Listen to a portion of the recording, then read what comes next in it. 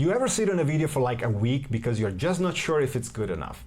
Like you film it and you say the thing you wanted to say, but then you watch it back and you're like, maybe I should cut that part, or I kind of fumbled that sentence, or the lighting is weird, or you even start doubting the way you sound.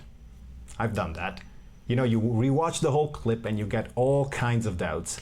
Then you tweak a line, you trim the pause, and then you're just like, okay, whatever. Or even worse, you keep editing and you hope to get to a point where it feels done, but for whatever reason, it never gets there. And what's crazy is that no one even saw it, all that effort, and the thing never even left your laptop. So what I want to talk about today is that perfect videos rarely win, especially not for experts, consultants, or coaches like us.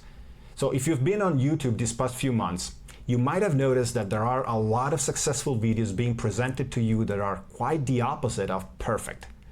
Now, I'm not saying you need to give up on quality, but I think that if you are struggling to put out videos at least once a week, you might want to consider lowering your standards a little bit and not letting perfection stop you from showing up and sharing your knowledge. I know I have done that in the past, and so I just wanted to talk about that for a minute. Look, editing feels productive, right?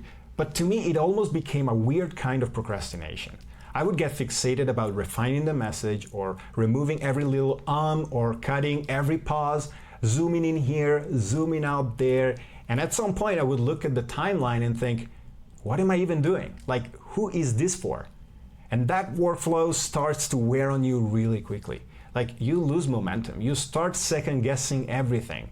And in my case, I would develop some sort of low-grade anxiety every time I'd open my editing tool, because I knew how long that was gonna take me and still might not be enough. And so I finally figured that was actually a trap, because partly it feels like you are improving the video, but you are actually making it a lot harder to be published. And on top of that, the final edit doesn't sound like you anymore at all. It's perfectly edited, there's no emotion, and no personality anymore. And ultimately, as a coach or consultant, you are trying to help someone find you and trust you. And when you cut out all the real stuff about yourself, you're just left with an impersonal message, which, by the way, took way too long for the world to see.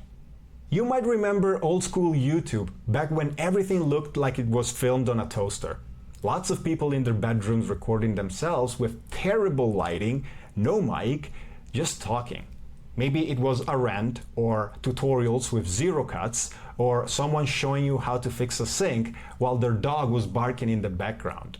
And somehow you watched the whole thing, and you may have even subscribed.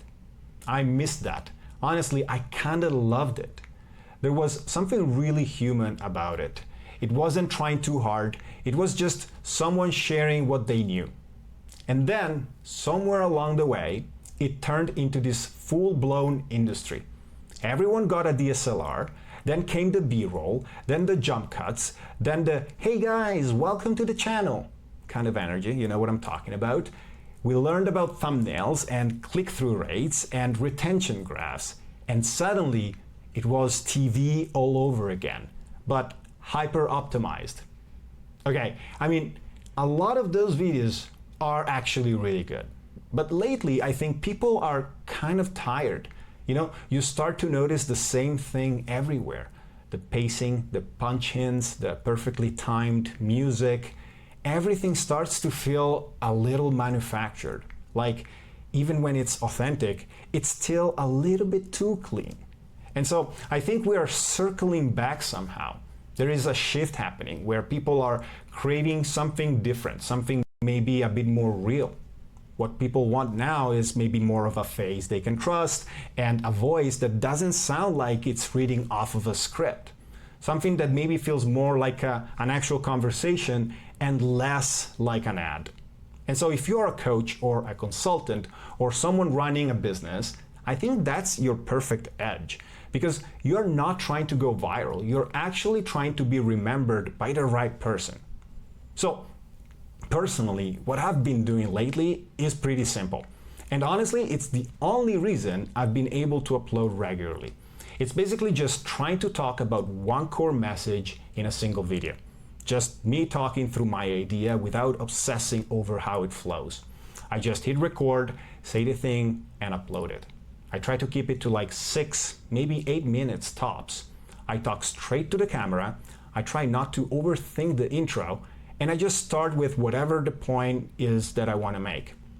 Then I'll ramble through it a bit, and before I end, I try to share one little action or idea someone could take away.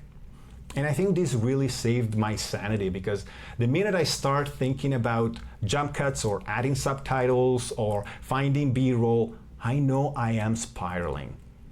Today, my production is bare minimum, because I have good enough lighting from this window, decent mic, camera that is not moving around at all, and that's it. I'll grab a screenshot from the video once it's done. I open up Canva, throw a couple words on it, and the thumbnail is done. And then I upload it. I add a title, and that's it. And honestly, that's all you need to do maybe once a week to stay ahead of most people.